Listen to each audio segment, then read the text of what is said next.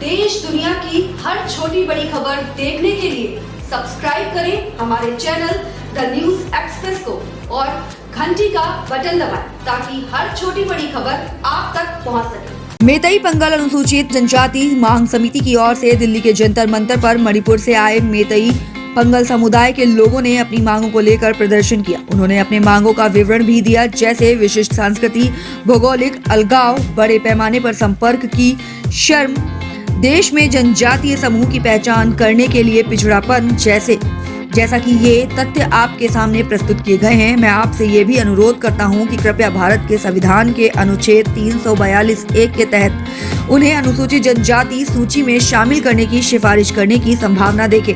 मणिपुर में मेतई पंगल समुदाय सदियों पहले विकसित हुआ था। जी Rafat Ali, senior vice president. हमारा मांग की है मेतई पंगल जो मणिपुर स्टेट के बिलोंग से है, उसी माइनॉरिटी कम्युनिटी को, एक समुदाय को हम ये ऑल इंडिया का एसटी लिस्ट में इसको इंक्लूड किया जाए, ये इतना ही मांग है।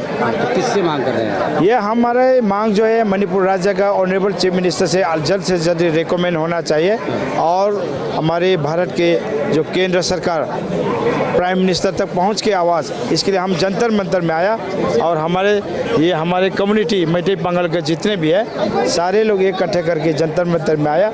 हम पूरे 10 साल से ये हम मांग कर रहे हैं। लेकिन 10 साल से आपकी मांग पूरी क्यों नहीं हो रही है, क्या कारण? ये पूरी जो है 10 साल की मांग जो है, हम पहली बार जंतर मंतर में आया और एजिटेशन इतना हंगामा सोर्स एजिटेशन कोई नहीं किया, हमने सिर्फ मेमोरेंडम इसको पेश किया है, कोई ऐसा। जी जी, तो आज आप यहाँ आए हैं जी, 10 साल से आप मांग कर रहे हैं जी, फिर भी सरकार सुन नहीं रही है। अगर अभी भी नहीं सुनेगी तो क्या आगे आप लोगों का? ये केंद्र सरकार ने अगर नहीं सुनेगा, इसलिए तो सवाल है, हमको सुनना चाहिए। ये हमारा आवाज़, ये आवाज़ उठा रहा है, हमारे राज्य सरकार ने ये आवाज़ जरूर सुनेगा, सुनना भी चाहिए। क्या उम्मीद है, आने वाले लोकसभा चुनाव भी हैं, तो क्या लगता है सरकार सुनेगी? आने वाला चुनाव 24 का तो ये भारी पड़ेगा भाई। अगर हमारी आवाज़ नहीं सुनेगा तो पूरा आवाज़, ये अगर सुनेगा नहीं तो इलेक्शन को पूरा भारी पड़ेगा। इस्लाम मकद्सा जी, क्या मांग कर रहे हैं जंतर मंतर पे आप? हम लोग जंतर मंतर में मणिपुर में मेतई पंगल जैसे कम्युनिटी है, ये कम्युनिटी जो है ये बुझने वाला है, इसलिए भारत संविधान के अंदर कॉन्स्टिट्यूशन का प्रोटेक्शन चाहिए, इसलिए हम लोग शेड्यूल ट्राइब लिस्ट में शामिल होना चाहता है, इसलिए शामिल होने के लिए हम लोग मांग कर रहा है। कितने सालों से मांग कर रहे हैं? हम लोग 2014 से अभी तक मांग कर रहा है, अभी तक कुछ नहीं हो रहा है।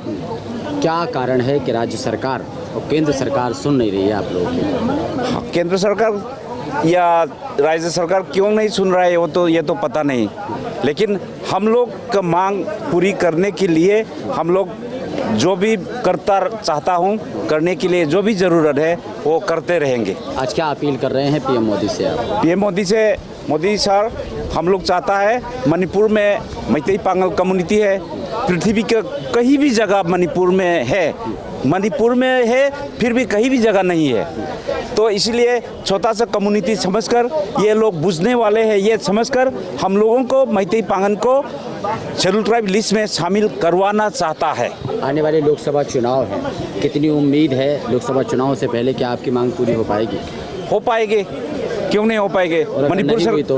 मणिपुर सरकार रिकमेंड करेगा तो सेंटर में रिकमेंड हो जाने का बाद, रिकमेंड होने के बाद भी तो रिकमेंड करने के बाद तो ज़रूर शामिल होना चाहिए ना। पंगल जो है मणिपुर में जो पुरखों से एकदम सदियों से हैं, इसको शेड्यूल ट्राइब लिस्ट में शामिल करा दिया जाए, ये एकदम सिंपल सी मांग है। कितने सालों से ये मांग आप लोग कर रहे हैं?